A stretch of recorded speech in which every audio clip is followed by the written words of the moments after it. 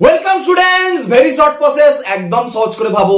আজ ক্লাস হচ্ছে জেনপাস ইউজি 2024 এর জন্য একটা মোস্ট ইম্পর্টেন্ট চ্যাপ্টার নিয়ে আলোচনা করব, আয়নিক ইকুইলিব্রিয়াম। দেখো সামনেই জেনপাস ইউজি এক্সাম। এই এক্সামে ভালো ফল করতে গেলে তোমাদের মাথায় কিন্তু এটাই আসছে, সব চ্যাপ্টার পড়ে যেতে হবে, চ্যাপ্টারের প্রত্যেকটা অংশ কিন্তু চোখ বুলিয়ে যেতে হবে, যেটাই কিন্তু সব থেকে বড় আর্ট। তো কিভাবে এটা করবো সেটাই আমি দেখাচ্ছি। দেখো একটা চ্যাপ্টারে কি কি অংশ কেমন ভাবে তোমাকে পড়ে চলে যেতে হবে এবং তার মধ্যে কেমন কেমন প্রশ্ন অ্যান্সার গুলো আমরা প্র্যাকটিস করবো সেটা নিয়ে আমি দেখাবো একটা চ্যাপ্টার ভিত্তি করে, সেটা হচ্ছে আয়নিক ইকুইলিব্রিয়াম। তো দেখো আয়নিক ইকুইলিব্রিয়ামে তোমরা যেমন প্রথম পড়েছো যেটা অ্যাসিড ক্ষার, প্রথমে তুমি অ্যাসিড ক্ষারের ডেফিনেশন গুলো জেনে নেবে। আর্হেনিয়াস কি বলেছে? যারা জলে H+ ছাড়ে তারা অ্যাসিড, যারা জলে OH- ছাড়ে তাদের বলে ক্ষার। ব্রনস্টেন-লাউর কি বলছে? যারা H+ ছাড়ে তাদের অ্যাসিড বলে, যারা H+ গ্রহণ করে তাদের বলে ক্ষার। লুইস কি বলছে? যারা ইলেকট্রন জোর গ্রহণ করে তাদের বলে অ্যাসিড, যারা ইলেকট্রন জোর দান করে তাদের বলে ক্ষার। এই যে সংজ্ঞাগুলো পড়ছো তোমার কিরকম কোশ্চেন থাকতে পারে, ধরো প্রশ্ন পড়লো তোমায় যে কোনটা ব্রনস্টেড ক্ষার বলে, তোমাকে কোশ্চেন দিল হয়তো দেখা গেল CH4 NH3, তারপরে বললো আচ্ছা এই দুটো নিয়েই বলো, অপশন চারটে থাকবে, তুমি বুঝে গেলে তো নিজে থেকেই করতে পারবে। এই দুটোর মধ্যে বললো কোনটা ব্রনস্টেড ক্ষার বলো। ব্রনস্টেড ক্ষার মানে তুমি ভাবো কি বলেছি, ব্রনস্টেড ক্ষার মানে যারা H+ গ্রহণ করতে পারে। এখানের মধ্যে কে H+ গ্রহণ করতে পারবে বলো? দেখো এন এর মাথায় লোন পেয়ার থাকে, তাহলে লোন পেয়ার থাকে মানে বুঝতে পারছো H+ গ্রহণ করতে পারবে। মিথেনের তো লোন পেয়ার থাকে না, তাহলে গ্রহণ করতে পারবে না। OH- যদি অপশনে দেয় মাইনাস আছে মানে H+ গ্রহণ করবে, মানে এও ব্রনস্টেড ক্ষার। ঠিক আছে। লুইস ক্ষার যারা ইলেকট্রন জোর দান করে, লুইস অ্যাসিড যারা ইলেকট্রন জোর গ্রহণ করে। ইলেকট্রন জোর কারা গ্রহণ করে বলো তো? যাদের দেখবে অষ্টক পূর্তি হয়নি, মানে BF3 দেখবে শেষ কক্ষে 6টা ইলেকট্রন, বেরিলিয়াম ক্লোরাইড BeCl2, বা আবার অনেক সময় অষ্টক পূর্তি হয়ে গেছে তারাও কিন্তু ইলেকট্রন জোর দান মানে গ্রহণ করতে পারে, মানে লুইস অ্যাসিড হিসেবে কাজ করতে পারে। কারা? যাদের ফাঁকা ডি উপকক্ষ আছে শেষ কক্ষে। কাদের? ধরো PCl3 পি এর ইলেকট্রন বিন্যাস করলে লাস্টে কি হবে জানো? 3s2 3p3। তার মানে যাদের 3p পর্যন্ত হচ্ছে তার মানে 3d ফাঁকা আছে, তো তার মানে কিন্তু যাদের ইলেকট্রন বিন্যাস দেখবে 2s2 2p পর্যন্ত হচ্ছে তার কিন্তু 2d নেই, কিন্তু এর তো 3d ফাঁকা আছে। তার মানে এও কিন্তু ইলেকট্রন জোট গ্রহণ করতে পারে, মানে যাদের অষ্টপূর্তি হয়নি তারাও গ্রহণ করতে পারে, আবার যাদের ফাঁকা ডি উপকক্ষ আছে তারাও গ্রহণ করতে পারে। বুঝতে পারলে? এইভাবে বিভিন্ন কোশ্চেন দিতে পারে, কোনটা ব্রনস্টেড অ্যাসিড, কোনটা ব্রনস্টেড ক্ষার, কোনটা লুইস ক্ষার, কোনটা লুইস অ্যাসিড। এবারে খুব গুরুত্বপূর্ণ কোশ্চেন, এটা জেনপাতে অনেকবার পড়েছে, অনুবন্ধী অ্যাসিড ক্ষার নিয়ে কোশ্চেন। সাপোজ আমি তোমাকে বললাম Hs- এর অনুবন্ধী অ্যাসিড কি হবে, এর অনুবন্ধী ক্ষার কি হবে। আগে বল, এর আমি চাইছি অনুবন্ধী অ্যাসিড, অনুবন্ধী অ্যাসিড। আচ্ছা এর অনুবন্ধী অ্যাসিড চাইছি মানে তার মানে এ নিজে একটা ক্ষার, তাহলে এ যদি নিজে ক্ষার হয় ক্ষার, ঠিক আছে। আবার আমি যখন বলবো অনুবন্ধী ক্ষার, অনুবন্ধী ক্ষার যখন আমি বের করতে দিচ্ছি তার মানে এ নিজে একটা অ্যাসিড, তাহলে অনুবন্ধী ক্ষার যখন বের করতে যাচ্ছি এ যখন নিজে অ্যাসিড তার মানে কি হবে, নিজে H+ ছাড়বে, ছাড়লে তার মানে কি তৈরি হবে H2-, তার মানে এর অনুবন্ধী ক্ষার হচ্ছে H2-। আর অনুবন্ধী অ্যাসিড মানে তার মানে ক্ষার, ক্ষার মানে কি করবে H+ গ্রহণ করবে, Hs- যদি H+ গ্রহণ করে তাহলে কি হবে H2s। বোঝা গেল ব্যাপারটা? তার মানে এর অনুবন্ধী অ্যাসিড হচ্ছে H2s, এর অনুবন্ধী ক্ষার হচ্ছে H2-। এইভাবে ভাবতে হবে, যে কোনো কিছু দিলে বুঝতে পাবে তার থেকে H+ একটা ছেড়ে দেবে দিলে হবে সেটা অনুবন্ধী ক্ষার, আর তাতে একটা H+ দেবে দিলে হবে সেটা অনুবন্ধী অ্যাসিড। ঠিক আছে।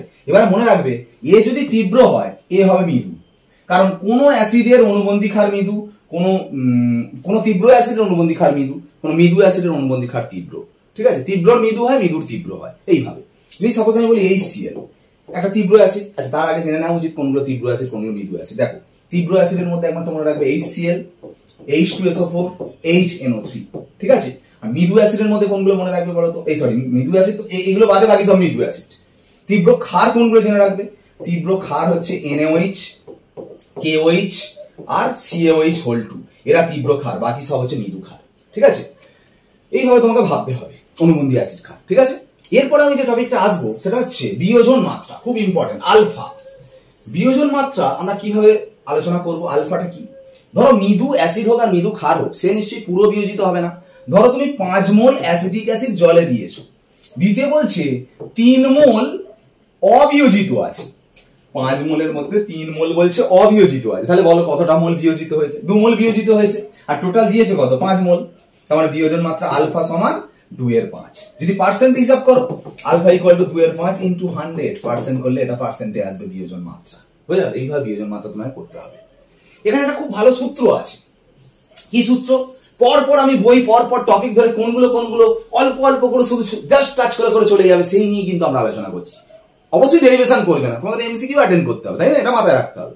অসওয়াল্ড ডাইলুশন লটা কি বলছে? অসওয়াল্ড লঘুকরণ সূত্র, আলফা সমান root over K by C, মানে এটা মোলার গারত্ব, এটা বিয়োজন মাত্রা, এটা বিয়োজন ধ্রুবক, ঠিক আছে? এরকম কোশ্চেন থাকতে পারে। দেখো একটা কথা বলি, এই যে আমি তোমাকে এইটা পড়ে তুমি চলে গেলে কোশ্চেনটা কিভাবে থাকবে সেটা কিন্তু তুমি এটা পড়ে চলে গেলে মানে তোমায় কিন্তু কোশ্চেনটা অ্যান্সার করতে হবে বুঝে। ধরো তোমাকে বললো দেখো এটা অ্যাসিড হলে এটাকে কে এ ধরে, আর ক্ষার হলে এটাকে কে বি ধরে, ঠিক আছে? তোমাকে ধরো চারটে অ্যাসিড দিয়ে দিয়েছে, চারটে অপশনে চারটে অ্যাসিড দিয়ে দিয়েছে, প্রত্যেকটা কে এর মান বলে দিয়েছে, বলে দিয়ে বলছে কোনটা সব থেকে বেশি তীব্র অ্যাসিড। তাহলে এবার বলো কে এর সাথে বিয়োজন মাত্রার কি সম্পর্ক দেখতে পাচ্ছ? সমানুপাতিক সম্পর্ক। তাহলে যত কে বেশি হবে তার বিয়োজন মাত্রা বেশি, বিয়োজন যত বেশি হবে তার তাম্রিকতা বেশি হবে। এইভাবে কোশ্চেন গুলো থাকবে। আবার দেখো গারত্বের সাথে ব্যস্তানুপাতিক সম্পর্ক, তার মানে গারত্ব বেশি হলে বিয়োজন মাত্রা কম হবে। এইগুলো তোমাকে ভাবতে হবে। কোনো একটা জিনিস জানি সেখান থেকে আমি কতটা অ্যান্সার করতে পারছি, ঠিক আছে? তো এখানটা বলে দিই, এই যে ফর্মুলাই বললাম এটা কে হবে অ্যাসিডের ক্ষেত্রে, ক্ষারের ক্ষেত্রে কেবি হবে। এখানে দুটো ফর্মুলা মনে রাখবে যেটা খুব জানা প্রয়োজন। H3O+ এর কনসেন্ট্রেশনের ফর্মুলা হচ্ছে সি আলফা, বা আরেকটা ফর্মুলা হয় রুট ওভার সি কে। এখান থেকে কিন্তু জেনপাস অনেকবার কোশ্চেন পড়েছে। আলফা বলে দেবে, মোলার গারত্ব বলে দেবে, অ্যান্সার বেরিয়ে যাবে H3O+ এর, ঠিক আছে? OH- এর গারত্বের রাশিমালারও ফর্মুলা হচ্ছে সি আলফা, অবশ্যই সেখানে ফর্মুলাটা হচ্ছে সি কে বি। এটা হচ্ছে অ্যাসিডের বিয়োজন ধ্রুবক, এটা হচ্ছে ক্ষারের বিয়োজন ধ্রুবক, বুঝতে পারলে? এখানে মান বসাবে, OH- এর কনসেন্ট্রেশন পেয়ে যাবে। এইভাবে H3+ OH- এর গারত্ব বের করা হয়। তো দেখবে এর পরে যেটা আলোচনা করা আছে বইয়ে, যে যা বই ফলো করো দেখো পর পরে আমি বলে যাচ্ছি। জলের আয়নীয় গুণফল, জলের আয়নীয় গুণফল জানতে গেলে তোমাকে যেটা জানতে হবে, দেখো জল ভেঙে তৈরি হচ্ছে H3O+ আর OH-। জলের বিয়োজন ধ্রুবক কেডি সমান হবে H3O+ এর কনসেন্ট্রেশন, OH- এর কনসেন্ট্রেশন বাই H2 এর কনসেন্ট্রেশন স্কয়ার, ঠিক আছে? এখন কেডির সাথে আমি যদি এটা গুণ করি H2 স্কয়ারটা করলে হবে H3O+ এর কনসেন্ট্রেশন, OH- এর কনসেন্ট্রেশন। এই যে H3O+ আর OH- এর গাঢ়ত্বের যে গুণফল, এটাকেই আমরা বলি জলের আয়নীয় গুণফল, KW। এটা কিন্তু জলের বিয়োজন ধ্রুবক, এটা জলের আয়নীয় গুণফল। KW মানে KD ইনটু H2 স্কয়ার। আবার দেখো জলের মোলার গাঢ়ত্বের মানটা কিন্তু মুখস্থ রাখবে, 55.55। তার মানে KW সমান কি বলা যায়? KD ইনটু 55.55 তার স্কয়ার, এর স্কয়ার আছে, বুঝে গেল? এটা KW আর KD এর মধ্যে রিলেশন, এটাও তোমাকে মনে রাখতে হবে, ঠিক আছে? তো এখন খুব ইম্পর্টেন্ট, অনেকবার কোশ্চেন পড়েছে পিএইচ। পিএইচ মানে কি? দেখো তোমাদের আমি একটা কথা বলি, যেটা হচ্ছে জলের আয়নীয় গুণফল KW এর মানটা মনে রাখবে 10⁻⁻14, ঠিক আছে? পিএইচ এর রাশিমালাটা কি তোমরা জানো, -log 10 বেস H3O+ এর কনসেন্ট্রেশন। POH এর রাশিমালা কি? -log বেস 10 OH- এর কনসেন্ট্রেশন, ঠিক আছে? এবারে একটা কথা বলি, PH প্লাস POH সমান সমান কিন্তু PKW। PKW মানে কি? PKW মানে হচ্ছে -log 10 বেস KW, ঠিক আছে? এই PKW এর মান বের হবে 40, অবশ্য সবই 25 ডিগ্রি টেম্পারেচার ধরা হয়। PH প্লাস POH সমান সমান হবে 40। তার মানে ভাবো POH বের করলে, যদি তুমি POH বের করে অ্যাসিডের ক্ষেত্রে PH বের করবে, ক্ষারের ক্ষেত্রে POH বের করবে। আর ক্ষারের ক্ষেত্রে যদি PH বের করতে বলে এই ফর্মুলা ফেলে দেবে, 14 থেকে PH মাইনাস করবে, PH বের করবে, ঠিক আছে? দেখো এটা তীব্র অ্যাসিড তীব্র ক্ষারের জন্য এই ফর্মুলা। যদি মৃদু অ্যাসিড মৃদু ক্ষার বলে তখন কিন্তু ফর্মুলাটা একটু চেঞ্জ হবে।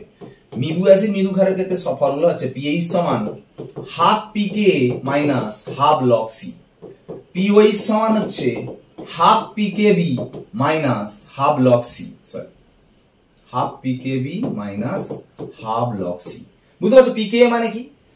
PKW মানে যদি মাইনাস log KW হয় তাহলে PKa মানে মাইনাস log K, PKb মানে মাইনাস log KB, ঠিক আছে? মানে PKb ভ্যালু। তো আমরা এটা করে দেখাচ্ছি, দেখো দেখো এইটা কিন্তু একটু ভালো করে বুঝতে হবে, এগুলো কিন্তু মোলার গাঢ়ত্ব, ঠিক আছে? মৃদু তীব্র কোনো ব্যাপার নয়, আমরা তীব্র ক্ষেত্রেও করতে পারি, মৃদুর ক্ষেত্রেও করতে পারি। দেখো এইখানে যেটা মোলার গাঢ়ত্ব বসাচ্ছ, এখানে সিটা মোলার গাঢ়ত্ব, শুধু মান বসাবে, অঙ্ক শেষ। পিকে এর মান ডাইরেক্ট বলে দিতে পারে বা কে বলে দিতে পারে। কে বলে দিলে পিকে মানে কি বলো? পিকে মানে বলছি মাইনাস লগ, ধরো কে এর মান বলে দিল 10⁻², তাহলে এটা সামনে এলে 2, তাহলে পিকে এর মান 2 বসিয়ে দেবে, কোনো অসুবিধা নেই, ফর্মুলা ফেলবে, ম্যাথ করবে, কোনো চিন্তা নেই। দেখো আমি একটা অঙ্ক বলছি, ধরো সাপোজ আমি একটা কোশ্চেন দিচ্ছি, দেখো মন দিয়ে শুন। ধরো তোমাকে বললো 0.05 মোলার H2SO4 বলে দিয়েছে, দিয়ে বললো এর পিএইচ কত। ফার্স্ট মোলারে আছে মানে আর চিন্তা নেই, কিন্তু এখানে H3O+ এর কনসেন্ট্রেশন যেটা বের করবে সেটা কিন্তু 0.05 ইন্টু 2 হবে। কেন বলতো, সালফিউরিক অ্যাসিড এত মোল, তো একটা সালফিউরিক অ্যাসিড ভাঙলে কটা H+ ছাড়ছে, দুটো H+, কারণ H3O+ এর কনসেন্ট্রেশন কিন্তু এর ডাবল হয়ে যাবে, কারণ এত মোলার দিয়েছো H2SO4, একটা H2SO4 জলের সঙ্গে বিক্রিয়া করে দুটো H3O+ তৈরি করবে, ওই জন্য যা হবে ডাবল হবে, মানে H এর সংখ্যা দিয়ে গুণ করবে, 0.05 ইন্টু 2 করলে কত হবে 0.1। এটা হলো তো, এবার ফর্মুলা ফেলে দাও, pH = মাইনাস লগ 0.1 মানে 10⁻⁻1, এটা সামনে চলে এলে 1, দেখো pH এর মান পেয়ে গেলে 1। ঠিক আছে, এবার আমি কথার কথা বলছি, ধরো তোমায় বললো 0.01 নরমাল H2SO4, দেখো মোলারিটিতে অঙ্ক দেয়নি, নরমালিটিতে অ্যান্সার দিয়েছে। মনে রাখবে মোলারিটি সমান নরমালিটি বাই x। ঠিক আছে, x মানে ওই যে কটা H ছাড়ে সেটা, ক্ষারের ক্ষেত্রে যে কটা OH ছাড়ে সেটা। সাপোজ এটা নরমালে দিয়েছে, তো যদি এটা মোলারে, নরমাল দেওয়া মানে মোলারে নিয়ে যেতে হবে, 0.01 বাই x মানে 2, এখানে দুটো H আছে মানে 2, তাহলে মোলার হয়ে গেল।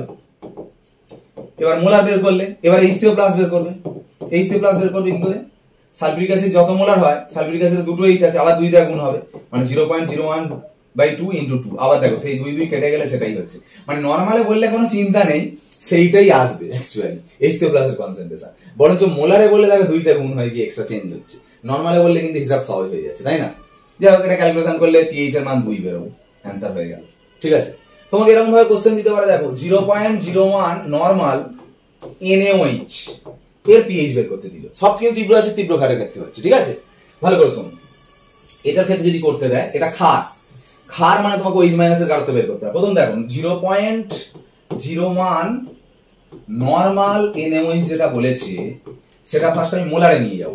মোলারে কি করে নিয়ে যাব, ওই বললাম normality by x, 0.01 by x, x মানে কটা OH আছে, একটা OH আছে, এক দেওয়া ভাগ করলাম, মোলারে চলে গেল, NaOH বেরোলো। এবার এখান থেকে আমরা কিসের গাঢ়ত্ব বের করব, OH- এর গাঢ়ত্ব বের করব। OH- এর গাঢ়ত্ব কত, এখানে NaOH তে একটাই আছে, তাহলে এক দেওয়া গুণ, তাহলে 0.01 বাই n ইনটু 1, সেই 0.01 আসবে, তার মানে হবে pOH = মাইনাস লগ 0.01, এটা মানে 10⁻², সামনে এলে pOH এর মান 2 বেরোবে, তাহলে pH সমান কত হবে 14 - 2 মানে 12, কারণ pH থেকে pH করতে গেলে 14 থেকে বিয়োগ দিতে হয়, সেটা অ্যান্সার হয়ে গেল। বুঝে গেল, এইভাবে তুমি pH বের করছো, হ্যাঁ কি না? তাহলে এটা তীব্র অ্যাসিড ক্ষেত্রে বের করলে, ধরো একটা মৃদু দিয়েই আমি যদি বলি, ধরো বললো 0.01 নরমাল অ্যাসিডিক অ্যাসিড দিয়ে pH বের করতে দিল। ঠিক আছে, pKও বলে দিয়েছে 5.5, ফর্মুলা ফেলবে pH সমান half pK minus half log c, তাহলে হাফ pK, pK এর মান 5.45, ঠিক আছে, minus half log c, c মানে এটাই, কারণ নরমালিটি যা হবে মোলারিটিতে সেম হবে, কেন একটাই H আছে, তো বুঝতে পারলে, একটা ভাগ হবে, তাহলে 0.01 বসিয়ে দেবে, অ্যান্সার শেষ। বোঝা গেল ব্যাপারটা? এইভাবে সমস্ত অ্যান্সার গুলো করতে হবে। ঠিক আছে, তো নেক্সট আমরা যেটা করতে হবে সেটা হচ্ছে সম আয়ন প্রভাব, তাই না? সম আয়ন প্রভাবটা কি, কমন আয়ন এফেক্ট। দেখো একটা কথা বলি, ধরো আমি তোমাকে বললাম এটা একটা অ্যাসিডিক অ্যাসিড, এটা মৃদু অ্যাসিড, জানো এটা বিয়োজন হবে, অল্প বিয়োজন হবে। এই অ্যাসিডিক অ্যাসিডের জলীয় দ্রবণে আমি বাইরে থেকে HCl দিয়েছি, ধরো HCl তীব্র অ্যাসিড, ভেঙে কি তৈরি করবে, Cl- যোগ H+। সম আয়ন কাকে বলছি, দেখো দুটো থেকে ভেঙে দেখো এই জিনিসটা কমন তৈরি হয়েছে, দেখো দুজনের ক্ষেত্রে সম মানে কি, এর আয়নের পরিমাণটা বেড়ে যাচ্ছে, অ্যাকচুয়ালি H+, এর পরিমাণ বেড়ে গেলে কি করবে, H+ এর পরিমাণটা কমাতে চেষ্টা করবে, তাহলে কমানোর চেষ্টা করলে বলো বিক্রিয়া এই দিকে যাবে না এই দিকে যাবে, অবশ্যই বিক্রিয়া এই দিকে যাবে, আর এই দিকে যাওয়া মানে কি অ্যাসিডিক অ্যাসিডের বিয়োজন মাত্রা কমে যাবে। তার মানে কোন মৃদু অ্যাসিড হোক, ক্ষার হোক, যাই হোক, তাতে যদি সমআয়ন সম্পন্ন অন্য কোনো কিছু দিই, এর বিয়োজন মাত্রাটা কি হয়ে যাবে, কমে যাবে, এটাই সমআয়ন প্রভাব। ঠিক আছে, তো এখান থেকে এমসিকিউ কোশ্চেন থাকতে পারে, তোমায় বলতেই পারে অ্যাসিডিক অ্যাসিডে HCl দিলে বিয়োজন মাত্রা বৃদ্ধি পাবে, কমে যাবে, চেঞ্জ হবে না, কোনো কিছুই নয়, এরকম অ্যান্সার কোশ্চেন দিতে পারে। এইসব কোশ্চেনগুলি কিন্তু থাকে সাধারণত। ঠিক আছে, খুব ইম্পর্টেন্ট, অনেকবার তুমি কতবার বলবে বল, 2016 থেকে 2023 এর মধ্যে কতবার যে পড়েছে, এখান থেকে কিন্তু ঘুরিয়ে ঘুরিয়ে কোশ্চেনটা পড়েছে, সেটা হচ্ছে লবণের প্রকৃতি, আম্লিক না ক্ষারীয়। শুনে নাও, আমি 3টে লবণের কথা বলছি, মন দিয়ে শোনো। একটা NaCN বলছি তোমাকে, ঠিক আছে, আর একটা বললাম, ঠিক আছে, তীব্র ক্ষার মৃদু অ্যাসিড, আর একটা বলছি তীব্র অ্যাসিড মৃদু ক্ষার, এইটা বললাম CH3 CH4, আর একটা বললাম ধরো মৃদু ক্ষার তীব্র অ্যাসিড মানে NH4Cl, এইটা বললাম। আর একটা বললাম NaCl। এই চারটে দেখো, এই চারটের মধ্যে ভাবো, চারটেই লবণ। দেখো এই NaCl-টা, এই যে লবণটা ভালো করে ভাবো কোন ক্ষার কোন অ্যাসিড থেকে তৈরি হবে। Na আছে মানে NaOH থেকে তৈরি হবে, আর Cn আছে মানে HCN থেকে তৈরি হবে। এখানের মধ্যে ভাবো এইটা আছে মানে CH3COOH থেকে তৈরি হবে, NH4 আছে মানে NH4OH ক্ষার থেকে তৈরি হবে। NH4Cl মানে এটা ক্ষার আছে NH4OH, আর Cl মানে HCl, Na মানে NaOH, Cl মানে HCl। ভালো করে দেখো, তোমাদের তো তীব্র অ্যাসিড তীব্র অ্যাসিড আর তীব্র ক্ষারের চার্ট বলে দিয়েছি। এটা দেখো মৃদু অ্যাসিড তীব্র ক্ষার, তার মানে এই লবণের জলীয় দ্রবণের প্রকৃতি হবে ক্ষারীয়, মানে pH 7 থেকে বেশি। ঠিক আছে, এটা মৃদু অ্যাসিড মৃদু ক্ষার, তার মানে এটা কিন্তু বলা যাবে না, দুটোই তো মৃদু। এটা যেমন তীব্র ক্ষার তীব্র অ্যাসিড বলা যাবে না। এটা দেখো মৃদু ক্ষার তীব্র অ্যাসিড, অ্যাসিডের ভাগ বেশি আছে, মানে এর জলীয় দ্রবণের প্রকৃতি আম্লিক হবে। তোমার কোশ্চেন দেবে কোনটা জলীয় দ্রবণের প্রকৃতি আম্লিক কোনটা ক্ষারীয়, সেরকম বুঝে অপশন থেকে কাজ করতে হবে। যেটা তীব্র অ্যাসিড থেকে তৈরি হচ্ছে সেটা আম্লিক হবে, আর যেটা এখানে তীব্র ক্ষার থেকে তৈরি হয়েছে বলে জলীয় দ্রবণের প্রকৃতি ক্ষারীয় হচ্ছে। ঠিক আছে, কোন লবণের কোন জলীয় দ্রবণের প্রকৃতি কি সেটা নিয়ে আলোচনা। ঠিক আছে, নেক্সট বাফার দ্রবণ। ভালো করে শুনো, বাফার সলিউশন মানে কি? বাফার দ্রবণ মানে যে দ্রবণে সামান্য অ্যাসিড বা ক্ষার দিলে পিএইচ কোনো চেঞ্জ হবে না, তাকে বলে বাফার দ্রবণ। কিন্তু বাফার দ্রবণের উদাহরণগুলো তোমাকে জানতে হবে। কোনো একটা মৃদু অ্যাসিড, বুঝলে, তার সঙ্গে কি মেশাতে হবে জানো? এই মৃদু অ্যাসিড কোনো একটা তীব্র ক্ষারের সঙ্গে বিক্রিয়া করলো। সাপোজ ধরো CH3COOH NaOH এর সঙ্গে বিক্রিয়া করেছে, মানে মৃদু অ্যাসিডটা তীব্র ক্ষারের সঙ্গে বিক্রিয়া করেছে, কোন লবণ তৈরি হবে। দেখো HOH এর জলটা বেরিয়ে গেলে CH3COOH সেটা মেশাতে হবে। এটা একটা বাফার সলিউশন। আর কি বাফার হতে পারে? মৃদু ক্ষার, ধরো NH4OH, এর সাথে একটা তীব্র অ্যাসিড বিক্রিয়া করাতে হবে। NH4OH এর সাথে একটা তীব্র অ্যাসিড HCl বিক্রিয়া করালে জল হয়ে বেরিয়ে গেলে যেটা হবে NH4Cl, সেটা মেশাতে হবে। সেটা একটা বাফার সলিউশন। আর কি হতে পারে?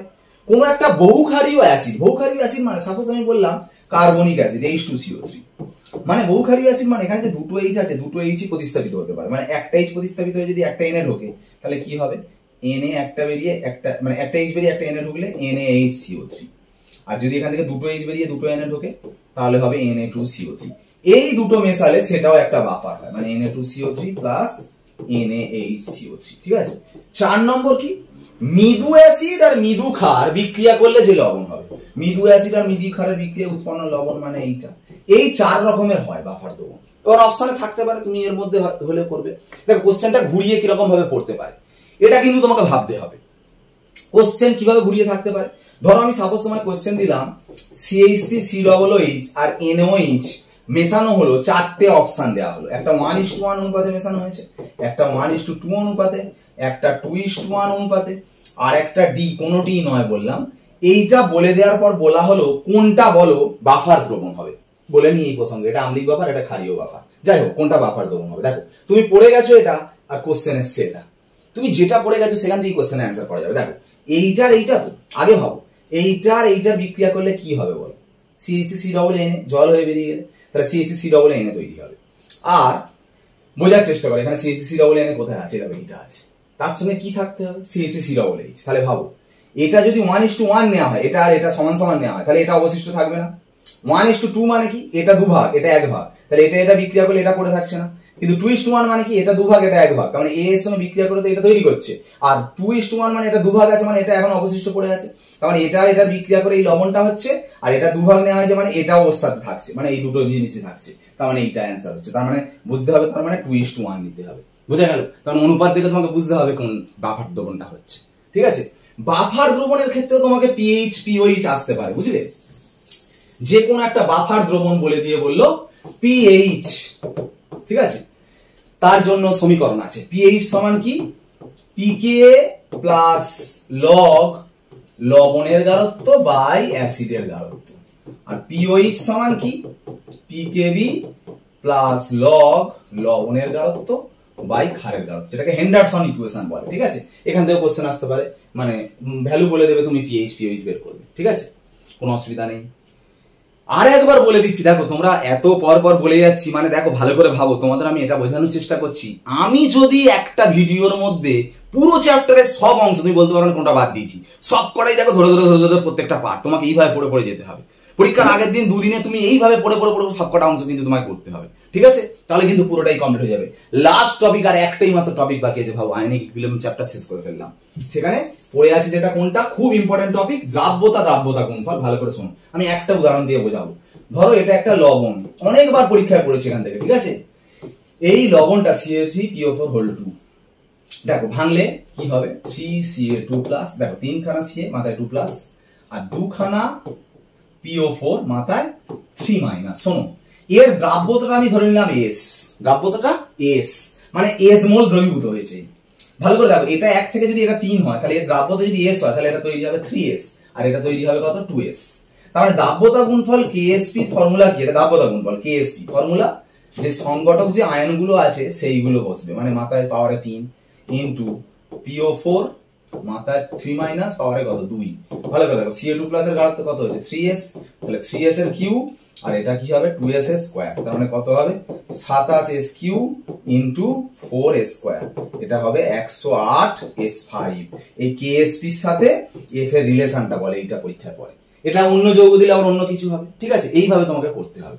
আর একটা কথা মনে রাখবে, KSP এর ভ্যালুটা যদি কম হয়, এই যে লবণটা ভেঙে যে আয়নগুলো তৈরি হলো, সেই আয়নের গুণফলের তুলনায় KSP এর ভ্যালুটা যদি কম হয়, মনে রাখবে সেই লবণটা অদক্ষিপ্ত হবে। আর যদি মানটা বেশি হয় KSP এর মানটা, বা সমান হয়, লবণটা মানে দ্রবীভূত অবস্থায় থাকবে, অদক্ষিপ্ত হবে না, ঠিক আছে? টোটাল এই যে টোটাল টপিক পুরোটা বুঝিয়ে দিলাম। ভালো করে এইভাবে প্রত্যেকটা পয়েন্ট এরকম ভাবে দেখে দেখে পড়ে পড়ে চলে যাও, যা কোশ্চেন আসবে সব অ্যাটেন্ড করতে পারবে। এইরকম কটা চ্যাপ্টার আছে টোটাল 30-র মধ্যে, আমি বলে দিচ্ছি 20টা চ্যাপ্টার যদি করো, প্রত্যেকটা 20টা কোশ্চেনে অ্যান্সার করতে পারবে। জেনপাস আর বেশি দিন বাকি নেই, এইভাবে প্রত্যেকটা চ্যাপ্টার করে নাও, তুমি একদম আমি গ্যারান্টি দিয়ে বলছি কেমিস্ট্রিতে 20টা অ্যান্সার করবে, ঠিক আছে? অবশ্যই চ্যানেলে ফোকাস রাখো। আমি এইভাবে তোমার যদি ক্লাসের সত্যি প্রয়োজনীয়তা উপলব্ধি করো যে এইভাবে চ্যাপ্টারগুলো করালে ভালো হয়, তাহলে আমি প্রত্যেকটা ক্লাস প্রত্যেকটা চ্যাপ্টার আমি এইভাবে থরলি প্রত্যেকটা টপিক ধরে ধরে আলোচনা করব। চ্যানেলে ফোকাস রাখো, চ্যানেলটা সাবস্ক্রাইব রাখো, প্রত্যেকটা ভিডিও এবং ক্লাস নিয়ে আসছি। আজ ক্লাস এখানেই শেষ করলাম। ওকে, বাই।